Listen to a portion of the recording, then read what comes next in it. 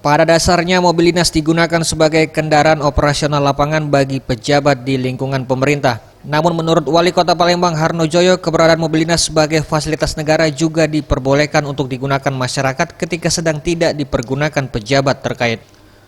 Untuk itu dirinya mencoba sebuah gebrakan di mana masyarakat diperbolehkan menggunakan mobil dinas untuk dijadikan mobil pengantin agar mempermudah masyarakat yang hendak melangsungkan pernikahan, khususnya pada hari libur yakni pada hari Sabtu dan Minggu. Hal ini sendiri termotivasi dari Wali Kota Bengkulu yang sudah lebih dahulu menerapkan gebrakan ini. Gebrakan ini sendiri dalam waktu dekat akan direalisasikan di Kota Palembang dan yang pasti pada tahun 2020. Untuk menggunakan mobil dinas sebagai mobil pengantin diharapkan masyarakat untuk melapor terlebih dahulu. Harapan saya nanti mobil dinas sebagai wali kota, ketua DPR, mungkin sekda. Ganti-ganti ya Pak? Ya silakan serempak.